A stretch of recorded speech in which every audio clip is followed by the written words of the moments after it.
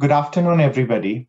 Today marks 73 years of the Kabali attack on Jammu and Kashmir, which was done by Pakistan in 1947, which started on 22nd October, the very day today. Let's welcome Sri Harbans Singh Sambyalji, who will talk us through the history. Namaskar. Today is a very important day for the history of J&K. Turned a page, irreversible page, not all for the good, though it must be said that the advantages of democracy did accrue a greater integration with the rest of the country that began soon after, but after a struggle. But before we reach there, it's very significant to remember this day, not only this day, this month, and not only this month, September and August too. Because normally we believe that it was on 22nd of October that the tribal invasion or incursions from Pakistan, they began into the state. The fact of the matter is, it had begun as far back as August. No sooner had the plan for the partition of the country been formalized, and before the Radcliffe Commission announced its award, the boundary award, Pakistanis had already begun to raid the state. This has never got much publicity because these raids, all of those, they occurred south of Jammu. What is today called the Arispura Samba sector. Most of the villages of these areas, they were looted, often burnt. There were only a handful of cavalrymen to guard these borders.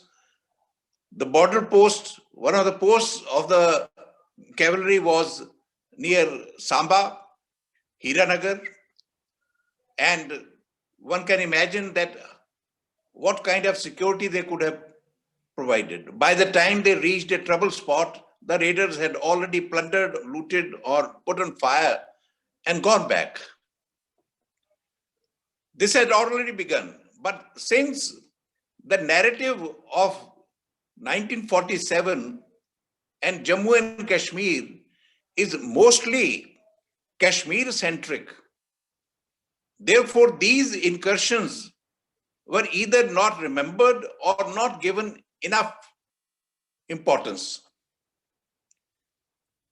But the fact of the matter again is that the larger trouble began on 22nd of October.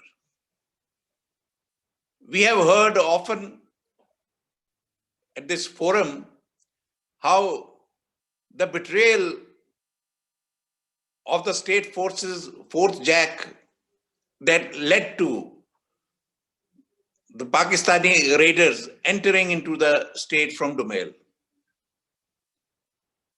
That marked the beginning, and eyewitnesses' accounts, they narrate that from what a long distance one could see the fire and the smokes billowing out.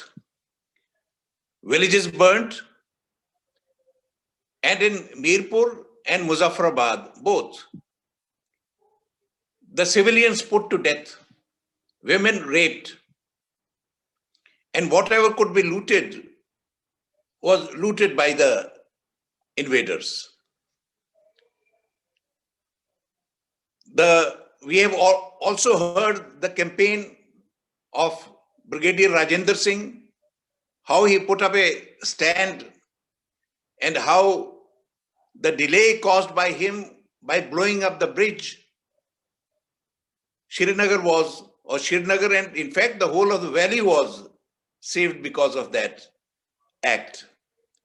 But unfortunately, Baramulla could not be saved. Baramulla was ravaged by the raiders. Even the nuns, they too were subjected to rape and murder. And you can very well imagine the fate of the ordinary citizens and women. Now, one thing needs to be emphasized here, that for the raiders, both Hindus as well as Muslims were an object of loot, plunder, and rape. Said they did not spare even their own co-religionists. Muslims too were subjected to the same atrocities, the same cruelties to which Hindus and Sikhs were put. In this narration, one of the stories that emerges of a great heroic deed is that of Maqbool Sherwani, a Kashmiri. It is claimed that he was a National Conference worker. He resisted the invaders, not only refusing to cooperate with them, but he also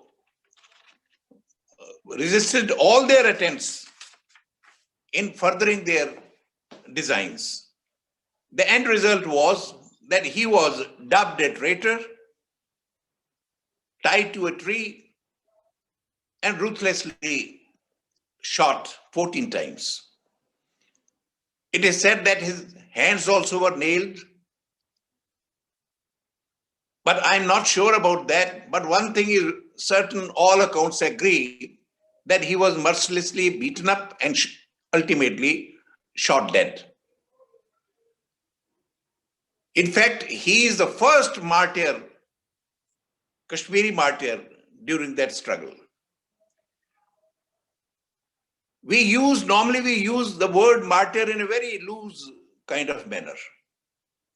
Anyone who dies is a martyr. But the dictionary definition and the real meaning of a martyr is a person who willingly seeks death for a cause. He is a martyr. Maqbool Sherwani was one such Kashmiri youth who willingly sought his death because even at a time when he knew that his life was threatened, he wasn't prepared to budge, and he stood by his principles. What happened to Maqbool is, in fact, what happened to Kashmir afterwards. During the early years, all historical record, when we look at it today and examine it, and I claimed that in my last lecture also, that the reason Sheikh Abdullah made the Constituent Assembly adopt the resolution regarding the accession of the state with India was that he wanted to exclude the option of Pakistan out of his way so that he could gradually work his way up to an independent Kashmir. So this was his goal. And because of this goal, Maqbool, he became an excellent tool of advertisement. Everybody, every Kashmiri, Sheikh Abdullah used to praise him at every forum because he was the first martyr, Kashmiri martyr. In fact, in 1948, a poet, American poet, by the name of Charles Wharton. He came to India, he visited Kashmir, he met Sheikh Abdullah, he talked to other people, and since the Baramulla incident had happened, a number of sensitive Christians, they would visit that place to find out what happened to the nuns. So when he went to Baramulla, there he was told the story of this martyr. Listening to that story, he wrote a poem. That poem is not exactly something which we can say records historical facts exactly. As a poet, he has exercised his license to take liberty with the facts to enhance the sentiments. What he wanted to convey was that the martyr stood for the Kashmiri cause, irrespective of whether the people for whom he was rallying, they were Hindus, Pandits, or were they Muslims. So he wrote that poem and he sent that poem to Jawaharlal Nehru. Jawaharlal Nehru, he sent that poem in turn to Sheikh Abdullah. And Sheikh Abdullah would quote that poem at a number of places. I will just read out a few lines of that poem.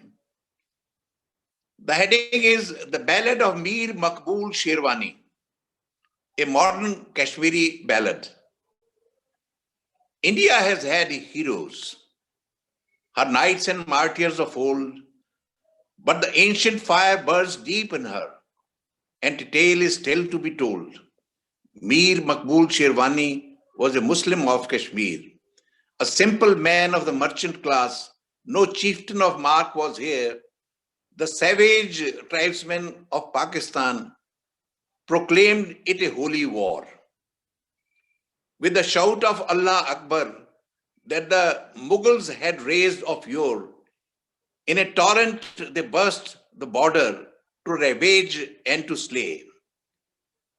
Down under the unbelievers with their idols and stone and clay. Hark ye, said Mir Sherwani, we are all of the same breed. Shall we murder our fellow townsmen for the sake of severing creed? I will not read the full poem, but this you can get an idea that what kind of sentiment it aroused in an American poet in 1948. This poem is still available in Nehru Museum and Library, Nehru Memorial Museum and Library, New Delhi. Because with all his other papers, this too was submitted by Nehru to that museum, his family rather. And this tale, for a long time, Maqbool continued to be celebrated. And it's very interesting that as times changed, so did the mind of the people change. At that point of time, Maqbool Sherwani was a very large personality in the consciousness of the people of Kashmir. Why? Because irrespective of the religion, all Kashmiris had suffered the same fate at the hands of these raiders. They were all sufferers from the same tyrant, from the same cruel hands, with the consequence that he was a symbol of Kashmiri unity, what is also known as Kashmiriyat.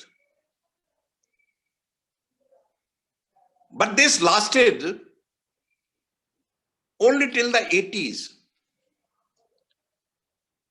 it's a matter of concern for everybody. We need to recognize that the narrative of Kashmir began to change gradually. When Sheikh Abdullah returned in 1975, the attitudes had changed. Sherwani was no longer the hero that he was in the early 50s. Because the need of the politicians that had become different. The need being different, there is a lot of disturbance.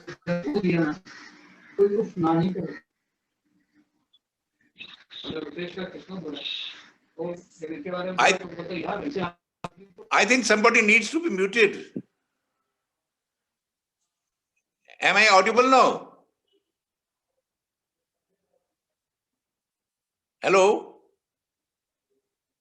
It's perfectly fine, sir. You can go ahead now. Okay.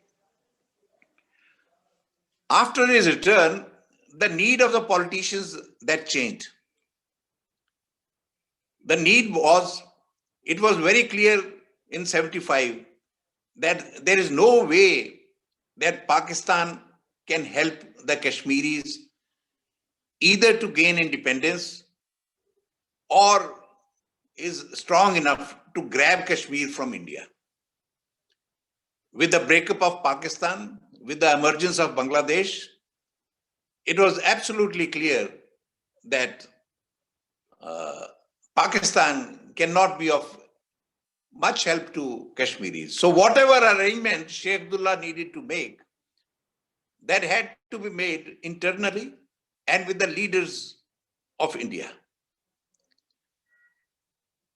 Now, I would be bold enough to say one thing, though I think at a later stage we'll deal with this subject at a very detailed manner, that the mistake, the folly rather, committed by the government of India in the early 80s was of trying to control Kashmir through the political angle, in a political party.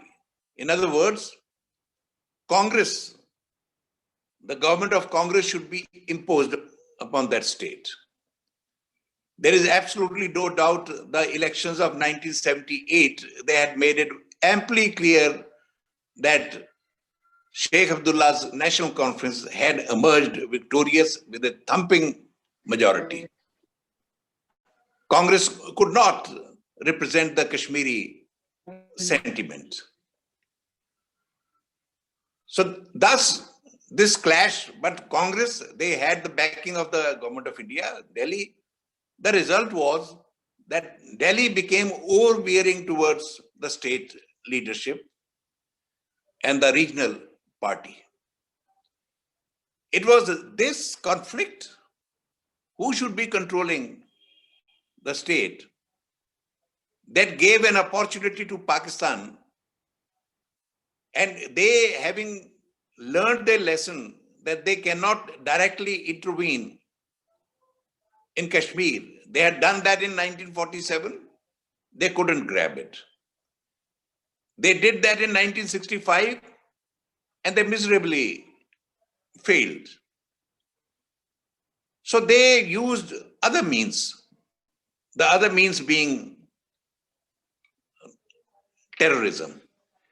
Now this period is also marked with another event, that is the rise of fundamentalist Islam. With the rise of fundamentalist Islam, Kashmiris too were influenced because lots of money from Saudi Arabia that was pumped into the whole of the country and specifically the state of Jammu and Kashmir. So they had made inroads within the state. It is gradually that circumstances arose where the terrorists were able to strike openly. The secessionists and the other separatists, they became powerful. They became effective. So by 1990, we know that history. Most of the Kashmiri Pandits are victim of that. And more than me, they can tell the pain and suffering of what happened after 1990. But the consequence was that the nationalist Kashmiri Muslims, they had to lie low. As a result, Maqbool Sherwani was no longer a hero. His memory was gradually erased. With the erasure of his memory, a glorious chapter of the Kashmiri Muslims that was drawn to a premature end. And today, the new generation, it will find very odd when this incident of Maqbool is pointed out, because it is in the archives of history now. But the fate of the memory of this martyr and the fate and tragedy of Kashmir, they are synonymous, in my opinion.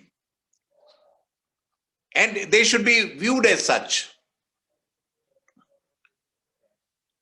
And it is extremely important that if we want to ever correct the whole situation, we need to read history correctly,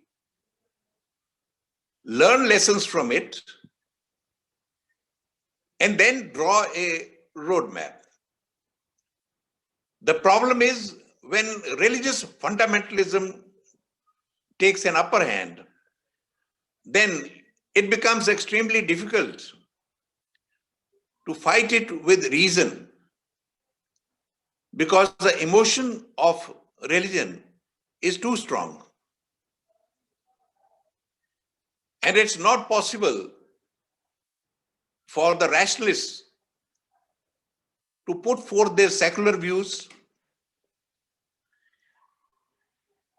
as both the parties, both the sides, they start taking hard lines. Maqbool Sherwani, he is also important because of the fact that because of him, the memory of many other atrocities of that time, they also came to light. One of the great advantages of this poem by Wharton was that after it was published, those people who were suffering from the trauma of the tragedy, they also mustered courage and they wrote articles and pamphlets. One of them was Krishna Pandit.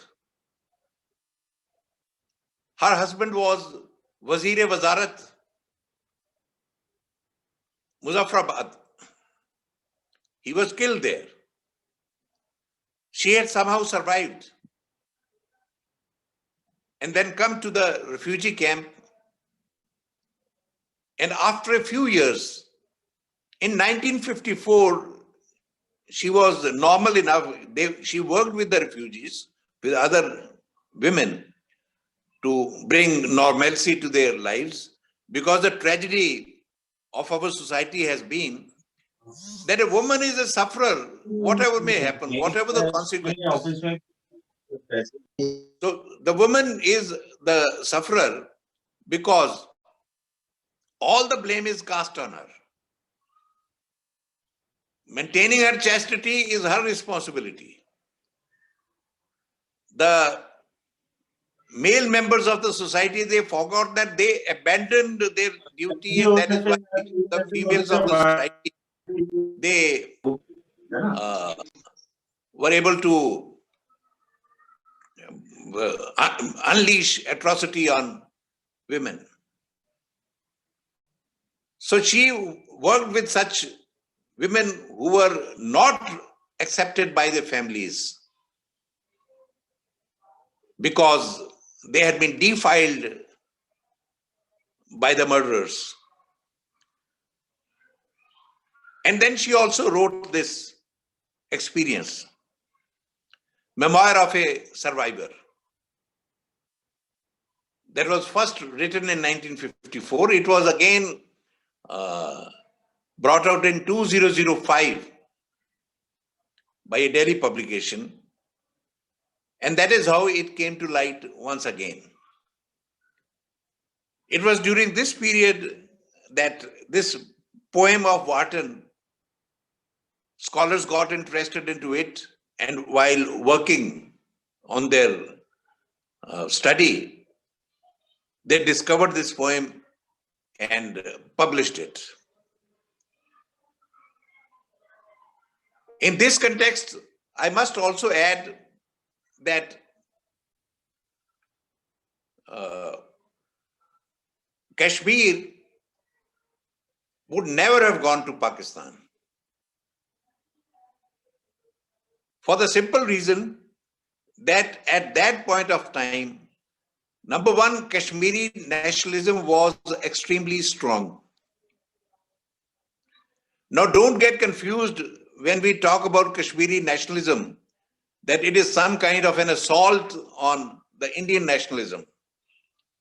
One must remember that in 1947, things were different.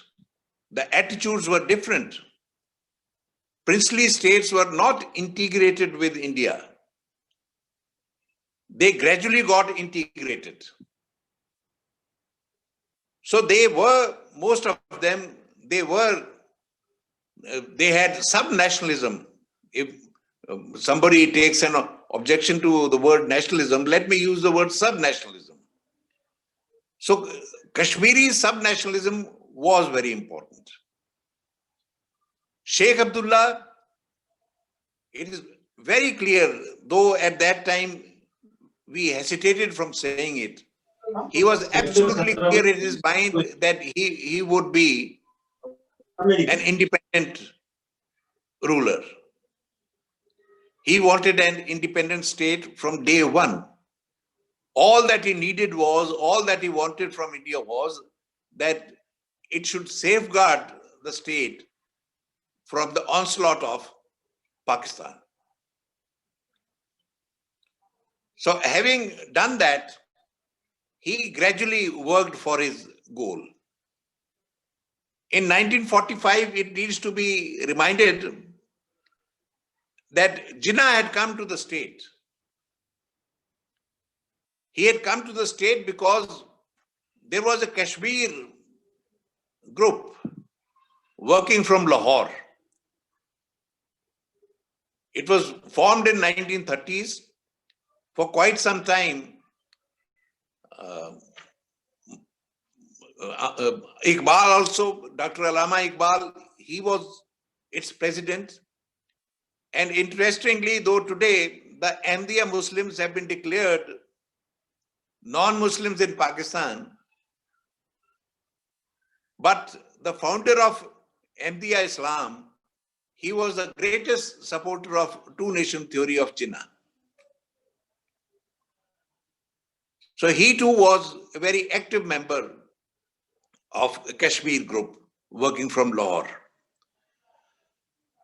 This state, since it was a Muslim majority state, the only state in the country which had a Muslim majority,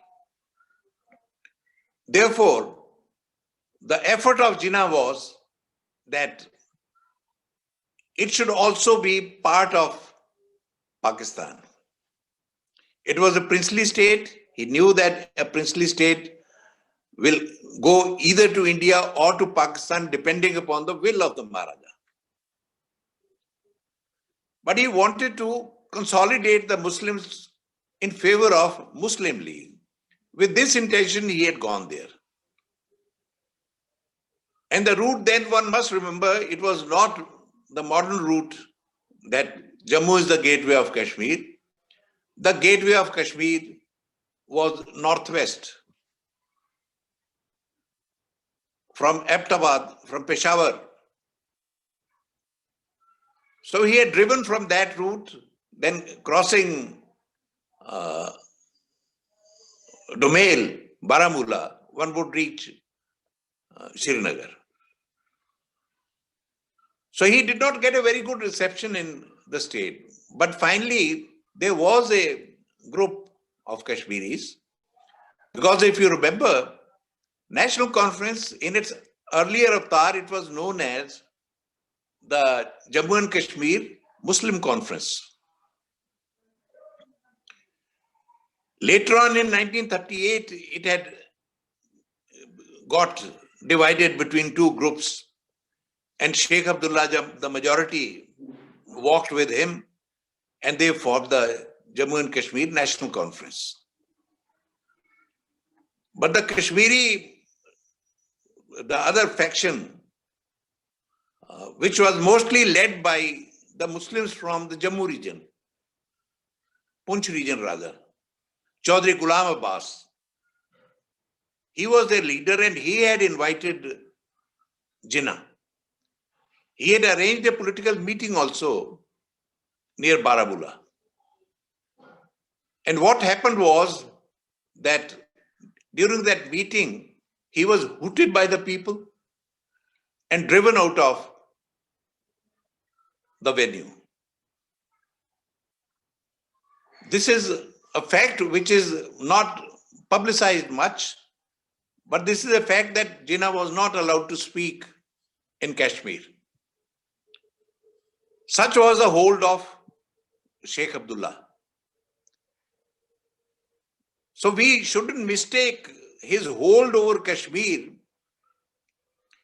and assume that because of his hold, all the Kashmiris would be with India. They were with India emotionally because they knew that they would get security from India. But politically, they never wanted to integrate with India. And Sheikh Abdullah worked towards that end all his life. So with him having Jinnah being driven out, the point which I am trying to make is that Kashmiri sub-nationalism was very strong, and Maqbool Sherwani should also be viewed from that point of view. It is wrong to state that he died for India. He became a martyr in the cause of Kashmir. Kashmir always had been an insulated society and part, particularly the Muslims. Pandits, of course, they had been migrating since long because of various reasons, but not the Muslims. At best, the Muslims have migrated only to the Punjab, which is now in Pakistan, and a number of them in Amritsar also. These were the points where Kashmiris, Muslims would come and settle. In this context, Khwaja Ahmed Abbas, a reporter at that time, he visited Kashmir thrice. He made a detailed study, not in 47, after 47, 48, 49 period. He met the people all over the state, wherever he could. And then he wrote a report, which he titled, "Be Clear, Kashmir will vote for India." Because at that point of time, after 49, it was agreed that there would be a plebiscite. With the plebiscite in the offing, the biggest debate of that time was that would Kashmir vote for India or not? And the answer of Khwaja Ahmed Abbas was it will not vote.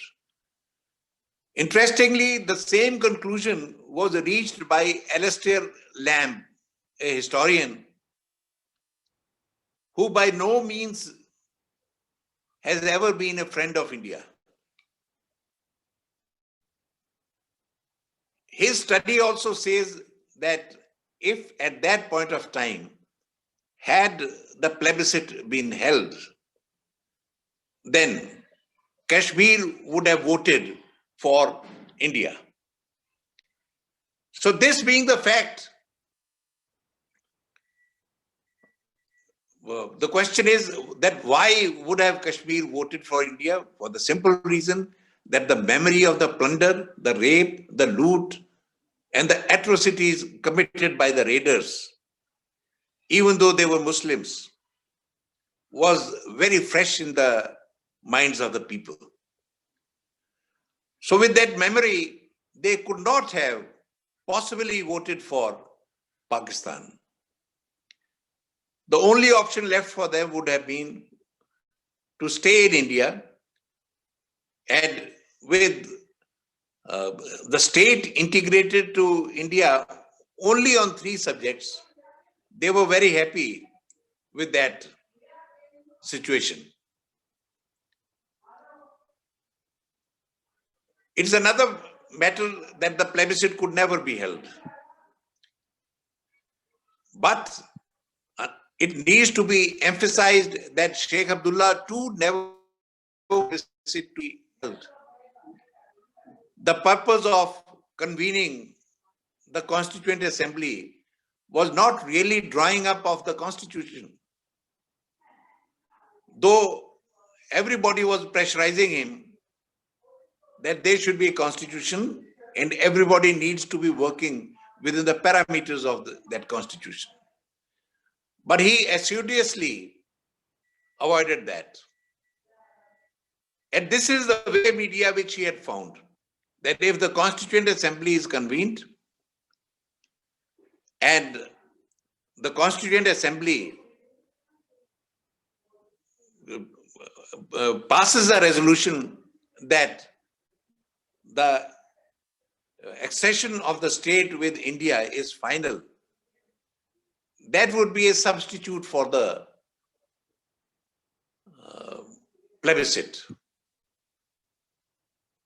But this also marked a point from where the narrative of the Kashmiri martyrs,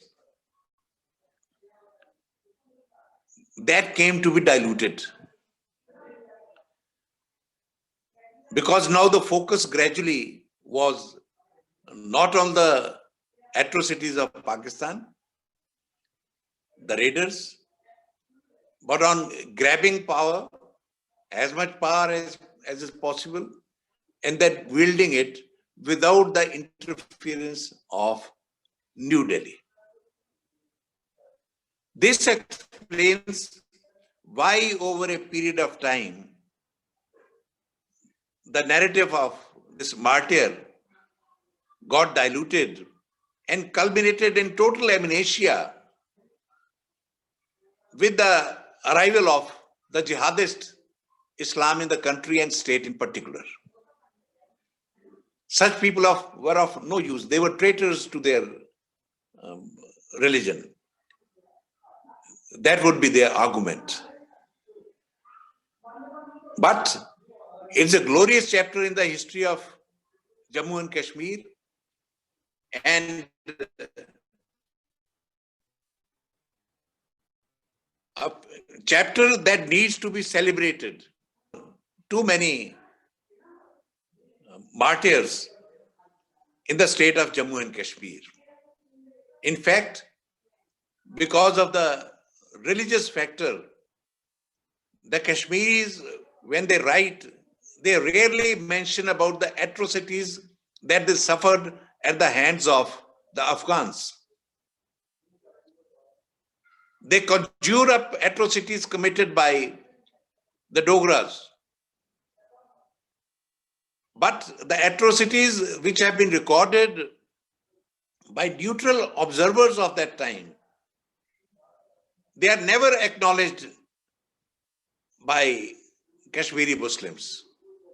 And certainly they were never acknowledged by Sheikh Abdullah. he would always talk about the excesses of the Dogra ruler. He never talked about the fact that the Dogra rule was at least law-based, and no one could be punished just like that. And yet, this has been the narrative, unfortunately. And that explains why this day, when Maqbool Sherwani, his life should have been celebrated every year, is completely ignored and forgotten by the Kashmiri people themselves.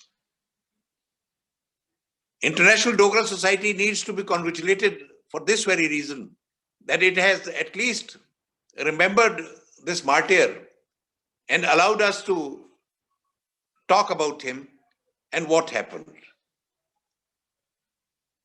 I will conclude with this and would welcome any questions or comments regarding this, because this subject needs more discussion.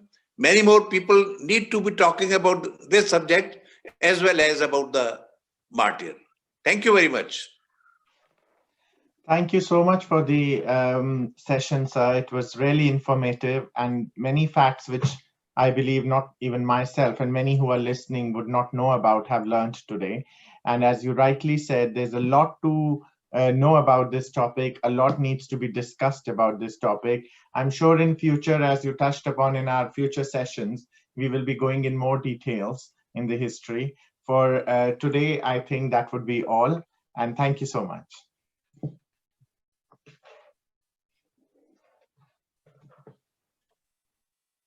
Thank you very much.